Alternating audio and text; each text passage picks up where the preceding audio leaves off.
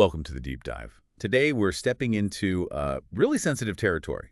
We're looking at how to find peace when you're grappling with fears of infidelity, but you really want to save your marriage. It's a tough place to be, and our goal here, using the material you listeners shared, is to unpack that, to look at navigating betrayal's aftermath and hopefully finding some inner calm again. Yeah, exactly. We know how emotionally draining this is, so we're aiming for practical, compassionate guidance straight from the sources you provided.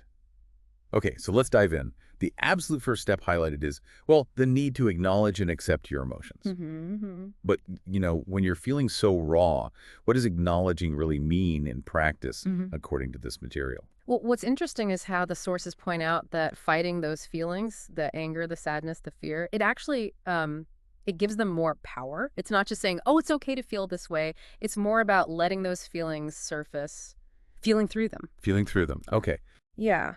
That's the first step to kind of disarming them. The material suggests things like journaling, maybe prayer, or just talking to a really trusted friend, someone who won't judge. It's about making space for what's actually there instead of, constantly pushing it away. That makes sense. Creating space. So once you start doing that internal work, what about the external side? The sources also really emphasize seeking support and wise counsel, and then also setting healthy boundaries. How do those fit together? They're definitely connected.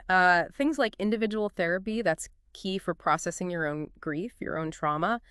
And couples counseling, of course, is mentioned as a space for healing together. Right. Safe spaces. Exactly. And the boundaries part. It's crucial they're seen as being about safety and rebuilding trust, not punishment. That's really clear in the material. So it might look like agreeing to check in more often, or maybe transparency around finances if that's a specific anxiety point. But the key thing is these boundaries need to be talked about openly, agreed upon together. It's about creating shared expectations for moving forward. Transparency, not control. That takes courage, I imagine.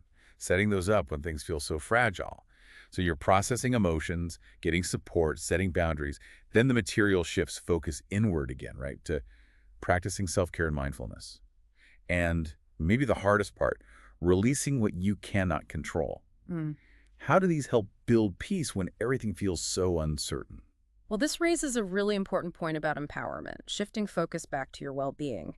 The sources talk about the basics: eating well, getting enough rest, exercise, doing things that actually bring you some joy, even small things. The fundamentals. Yes. And mindfulness comes in too. Things like deep breathing exercises. They can literally interrupt that physical stress response, give you a pause, a moment to anchor yourself before, reactive thoughts spiral. A pause. I like that.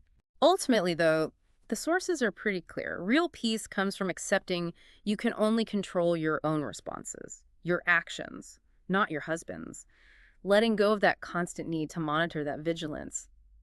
It's exhausting, and letting it go is, well, essential for finding your own peace. Letting go of the vigilance, that's huge.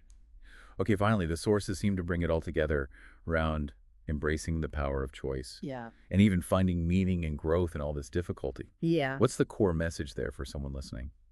I think what really comes through is this powerful reminder. Staying or leaving, it's your choice, your decision. It's not something you have to do. And this journey, as incredibly painful as it is, can actually uncover strengths you didn't know you had. Maybe deepen your faith or just foster more compassion for yourself, too. Yeah, self-compassion is key. Definitely. The material really encourages looking for personal growth, spiritual growth, whatever that means for you, and offers this quite profound idea that peace can coexist with the healing process. Even with uncertainty, it's about finding calm within the journey. Finding calm within the journey, not necessarily after it's all perfectly resolved. So wrapping this up, it sounds like finding peace here isn't a straight line. It's gradual, it's complex. Setbacks and doubts are, well, normal. Absolutely. And maybe that leads to the final thought for you to consider. This raises an important question.